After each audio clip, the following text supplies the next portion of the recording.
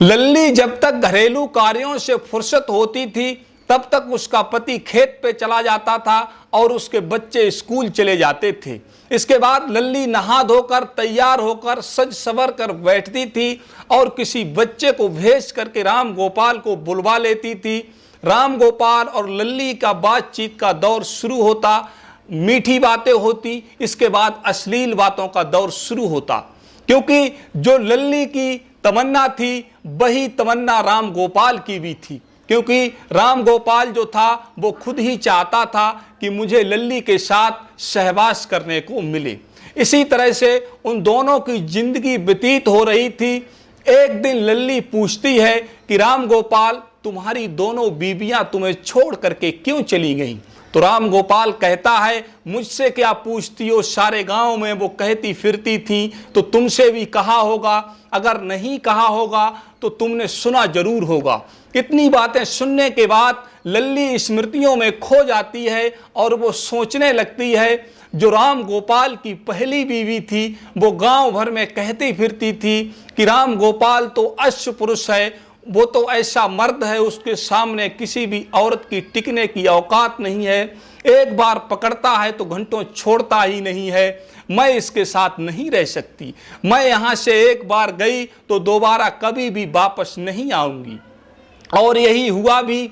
उसकी पत्नी अपने मायके चली गई तो दोबारा कभी भी राम गोपाल के पास नहीं आई और वहीं से उसने तलाक ले लिया। इसके बाद राम गोपाल की दूसरी शादी होती है तो कुछ दिनों तक तो सही दिन व्यतीत होते रहे।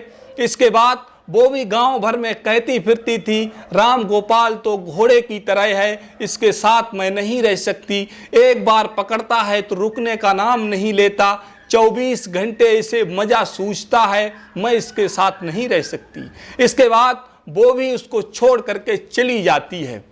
इसके बाद राम गोपाल ने प्रयास किया कि तीसरी शादी हो जाए, लेकिन कोई भी लड़की उसके साथ शादी करने को राजी नहीं हुई। लेकिन राम गोपाल सोचता तो था कि शादी हो, लेकिन शादी बहुत प्रयास करने के बाद भी नहीं हुई। तो लल्ली कहती है, मुझे तो मालूम है लेकिन मैं तुम्हारे मुंह से सुनना चाहती हूँ। तो राम गोपाल कहता है, सुनकर क्या करोगी, मैं तुम्हें करके ही दिखा देता हूँ। तो लल्ली उसको स्वीकृति दे देती है और आंखें बंद कर लेती है। तभी राम गोपाल जाकर के गेट जो था उसको बंद कर देता है। उत्तर प्रदेश के डिस्ट्रिक्ट लखीमपुर खीरी में एक थाना पड़ता है निघासन, और इसी निघासन थाना अंतर्गत एक गांव आता है डखेरवा खालसा, जहां पर निवास करता था फूलचंद कश्यप का परिवार। फूलचंद कश्यप की मृत्यु हो चुकी थी और वो अपनी बेटी की शादी कर चुके थे जिसका नाम सीमा था। अब फूलचंद कश्यप के परिवार की मुखिया थी फूलबासा, जो कि उनकी पत्नी थी। उनके 3 बेटे थे, सतीश, रामू और कैलाश। तीनों की फूलबासा शादी कर चुकी थी और तीनों की जमीन जायदाद का बंटवारा कर चुकी थी और कहा, प्रेम से रहो, अपना कमाओ अपना खाओ। इस तरह से उनका जीवन यापन चल रहा था। और घटना से करीब 9 वर्ष पहले जो सबसे बड़ा बेटा था जिसका नाम था सतीश, उसकी शादी होती है सिंगाहा गांव के रामचंद्र की बेटी के साथ जिसका नाम था लल्ली। लल्ली की शादी होने के बाद कुछ वर्षों तक उसका जीवन यापन अच्छी तरह से व्यतीत होता रहता है। इसके बाद वो 3 संतानों को जन्म देती है। जब 3 संतानें पैदा हो जाती हैं तो उसका पति जो था वो अपने कार्यों में ज़्यादा रम जाता है और पत्नी का ध्यान कम दे पाता है। इसके बाद रात को जब काम करके घर पे आता है तो उसकी पत्नी उसको उत्साहित करती है कि मेरे साथ शारीरिक संबंध बनाओ।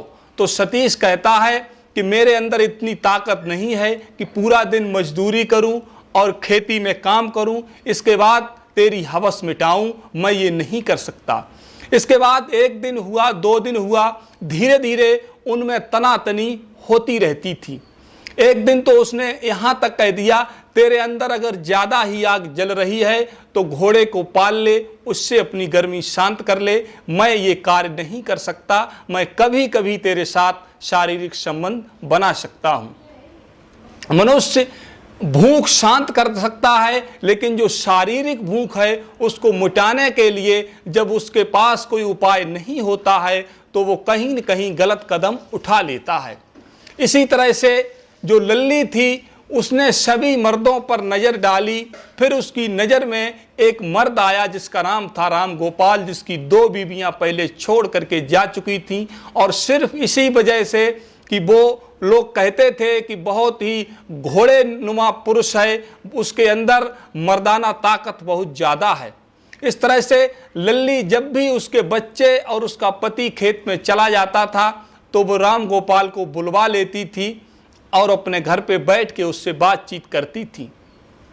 एक दिन लल्ली और राम गोपाल के बीच बातचीत हो रही थी तो उसने सेक्स के लिए हाँ कर देती है, तो वो गेट बंद करने चला जाता है और गेट बंद करने के बाद राम गोपाल लल्ली को अपनी बाहों में कस लेता है और उसके शारीरिक अंगों के साथ छेड़छाड़ शुरू कर देता है।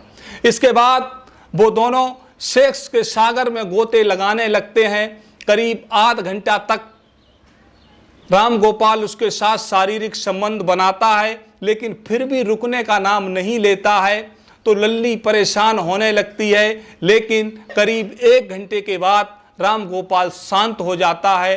तो लल्ली को जो आज शांति मिली थी, जो उसे शारीरिक सुख मिला था, वो सुख आज तक सतीश उसे नहीं दे पाया था। इसी तरह से राम गोपाल अब लल्ली के घर में घुसा रहने लगा था और जब कभी इच्छा होती थी तो लल्ली उसे बुला लेती थी या राम गोपाल स्वतः ही उसके घर पे चला जाता था। इस तरह से कुछ दिन तो गुजर जाते हैं, लेकिन आखिर कब तक जो पास पड़ोस के लोग थे उनको इस बात की हवा लग चुकी थी कि राम गोपाल और लल्ली के बीच हमें लगता है अनैतिक संबंध है, अवैध संबंध है। जब धीरे धीरे बात चारों ओर चटखारे लेने लगी तो इसकी बात सतीश के पास भी पहुंचती है। तो सतीश लल्ली से कहता है कि राम गोपाल से दूर रहा कर और राम गोपाल का अपने घर पे आना वह प्रतिबंधित कर देता है। इसके बाद राम गोपाल ज़्यादा दिन तक उससे दूर नहीं रह सकता था और ना ही लल्ली उससे दूर रह सकती थी।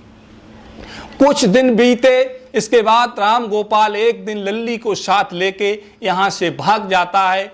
सतीश को जब मालूम होता है कि राम गोपाल और लल्ली दोनों भाग गए हैं तो वह एक दूसरे से कड़ियाँ मिलाता हुआ, सूत्र जोड़ता हुआ देहरादून पहुँचता है। तो वहाँ पर देखता है कि लल्ली और राम गोपाल पति पत्नी की भांति रह रहे हैं, लेकिन वो जोर जबरदस्ती करके लल्ली को वहाँ से ले आता है और पीछे पीछे उसके राम गोपाल भी आ जाता है।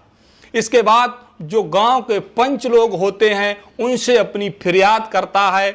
इसके बाद पंच लोग एक पंचायत लगाते हैं और वहाँ पर यह निर्णय होता है कि लल्ली सतीश के साथ जाएगी और राम गोपाल से कहते हैं कि तुझे लल्ली से दूर रहना है, तू उसके पास बिल्कुल नहीं जाएगा।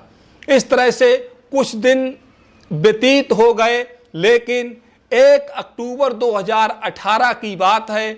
सतीश अपने घर पे जाकर के सो गया, लेकिन सुबह को उठा नहीं। तो उसकी माँ फूलबासा वहाँ जाकर के देखती हैं तो उनको दिखाई देता है कि सतीश के नाक, मुंह और कान से खून निकल रहा है और सतीश मृत हो चुका है। वो शोर मचाती हैं तो उसके और 2 जो भाई थे सतीश के, वो मौके पर पहुँचते हैं और पास पड़ोस के लोग भी मौके पर पहुँच जाते हैं। इसके बाद एक व्यक्ति, उसका भाई जो कैलाश और रामू थे 2, उनमें से रामू पुलिस को फ़ोन करता है। पुलिस मौके पर आ जाती है। इंस्पेक्टर निघासन जो थे, संजय त्यागी, बड़े ही बुद्धिमान व्यक्ति थे। उन्होंने मौका जब देखा तो उनको प्रतीत हुआ कि ये अपने आप मृत्यु नहीं हुई है, इसमें कुछ न कुछ हमें दाल में काला लग रहा है। उधर उनके भाई कैलाश जो थे सतीश के, वो रिपोर्ट लिखवाते हैं और पोस्टमार्टम के लिए लाश को भेज दिया जाता है। इसके बाद लल्ली से पूछताछ होती है तो लल्ली स्पष्ट कहती है कि रात को ये सोए और मुझे नहीं पता कैसे क्या हुआ, आखिर इनकी मृत्यु कैसे हो गई, मैं तो खुद ही इस बात से बहुत दुखी हूँ। तो इंस्पेक्टर जो संजय त्यागी थे, उन्हें पहले से ये जानकारी थी कि इसका राम गोपाल का मामला पहले से चल रहा है। तो वो राम गोपाल को ढूंढते हैं तो राम गोपाल नहीं मिलता है। इसके बाद उन्हें शक की सुई जो है वो लल्ली के ऊपर घूमने लगती है तो वो लल्ली को उठा करके थाने ले जाते हैं और वहाँ पर उससे जब पूछताछ करते हैं तो कुछ ही मिनटों में सारा मामला स्पष्ट हो जाता है। और लल्ली बताती है कि राम गोपाल आया, मैंने और राम गोपाल ने सतीश के पैर पकड़ लिए, हाथ पकड़ लिए और तकिए से दबा करके उसका गला घोट दिया। इस वजह से इसकी मृत्यु हो गई। और अगली 6 अक्टूबर को इंस्पेक्टर निघासन संजय त्यागी राम गोपाल को गिरफ्तार कर लेते हैं। इसके बाद लल्ली और राम गोपाल दोनों को जेल भेज देते हैं। तो मित्रों, कैसी लगी हमारी आज की क्राइम कहानी? अगर अच्छी लगे तो लाइक कमेंट करना और चैनल अगर सब्सक्राइब ना हो तो चैनल को सब्सक्राइब जरूर कर लेना। धन्यवाद मित्रों, नमस्कार।